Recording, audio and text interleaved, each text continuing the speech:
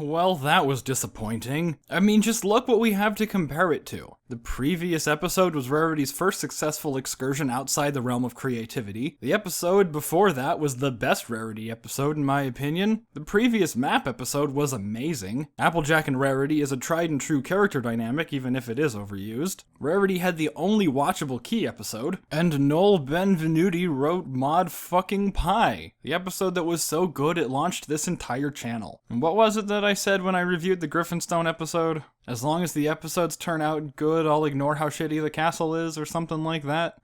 Where do I begin? Do I even begin? Or do I just chuck this episode out and start working on my Friendship Games review? Most of the jokes in this episode just didn't work. Most of the jokes were about Applejack being a country bumpkin who's out of her element in the big city, but like, she used to live in Manehattan, and she's been to this exact same neighborhood before. The first point is season 1 continuity, so who has time to remember that far back? But the fact that Applejack has been to the fashion district of Manehattan before is a callback to an episode that you're already calling back to in this episode. That aside, the funniest part of this episode is actually the setup to a joke that wasn't very funny at all.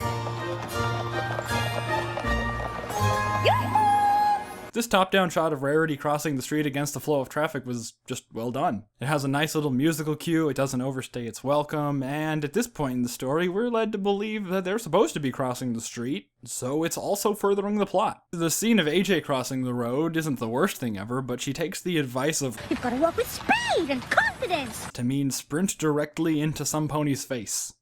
And if that was the end of it, I wouldn't have given it a second thought, but like, she slows down after every pony she almost walks into, and then when she gets to the other side of the road, it cuts to like a jumping dive. What the fuck was that? I can barely cross the street in this town. So, just walk slowly down the middle of the street, like the last time you were here. I'm sure no one will judge you. What if you find a gloomy ghost? It's no intimidating thing. What happened to all the gloomy Gus's not being intimidating? Whatever, it's not even like the things that happened in that episode matter anymore, right? Oh, Applejack, you finally got over your inability to cross the street. That was sudden and apropos of nothing. That's the best kind of character development. All is forgiven. Oh, now she's even better at crossing the street than Rarity. Eat your heart out, Fluttershy. That's how you character development. It is then that the Winds of Change finally introduce the point of this excursion.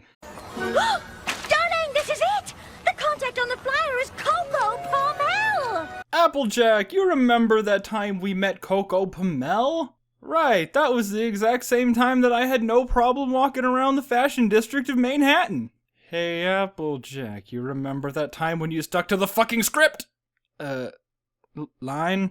If we can ever get off this street corner. That's not even a corner. All is unforgiven.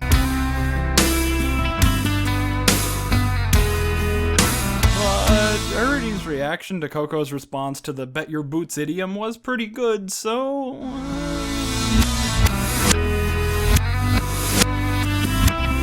Anyway, they walk around town asking ponies for help with whatever the fuck they were just on about, but they're asking ponies who are clearly employed. Like, hey, coffee lady, I know you're busy selling popcorn, but would you like to take time out of your busy schedule to do something for free?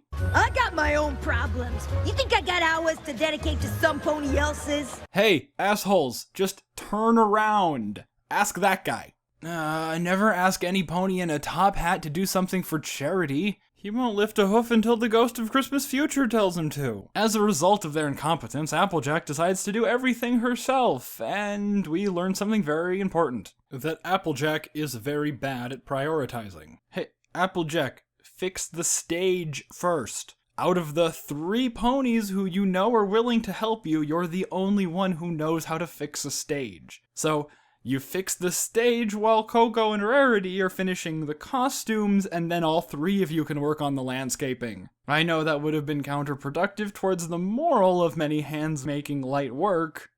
Or, many hooves. Many hooves making light work. But fuck that. Forget friendship, a competent middle manager could have solved this problem. Anyway, she builds a whole new stage in a new place, but why didn't she just build the new stage in the same place? Like, where the old one was. Like, seriously, what am I even doing here? Is this thing on? Who am I even talking to? And in the end, these two fucking cunts tell Applejack that her work ethic opened their eyes to the value of community and chipping in and doing a little to make a lot. I used to think that to help my community, I had to do something big. And then, not to be outdone, Rarity says, Applejack, your work ethic opened these ponies' eyes to the value of community and chipping in, and how even if they do a little, it can add up to a lot, and I came up with that all on my own. Here, have a hat. You showed them that just by doing something small, you can make a big difference. Well, I'll be.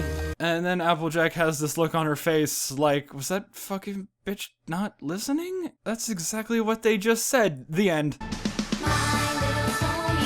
So what was the point? That exact same moral was presented better in the Equestria Girls movie. I mean, the first one. And even there, it was a smaller part of a larger story that didn't dwell on the insulting exposition.